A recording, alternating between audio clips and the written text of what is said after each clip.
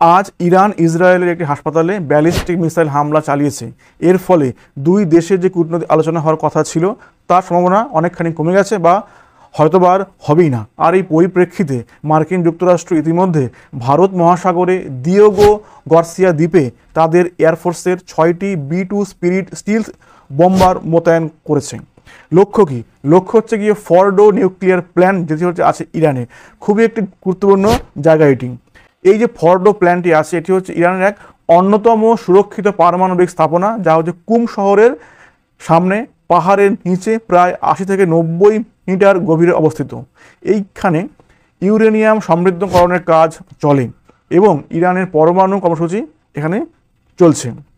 তো এই B-2 spirit এবং যে GBU-57 এগুলো আনা হলো কি জন্য? এই B-2 স্পিরিট যে বম্বার স্টিলথ প্রযুক্তি, অর্থাৎ এটি হচ্ছে গিয়ে যাবতীয় রাডারকে ফাঁকি দিতে সক্ষম।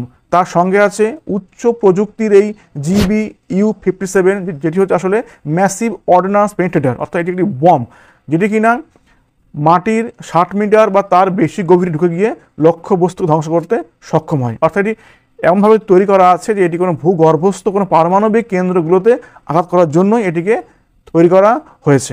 এখন মার্কিন কংগ্রেসের অনুমোদন সাপেক্ষে যুক্তরাষ্ট্র ফর্ডো প্ল্যান সহ অন্যান্য পারমাণবিক স্থাপনায় হয়তোবা এয়ার স্ট্রাইক চালাবে। তবে এই মোতায়েন এবং সামরিক প্রস্তুতি মধ্যপ্রাচ্যের বর্তমান উত্তেজনার পরিস্থিতিতে খুবই গুরুত্বপূর্ণ।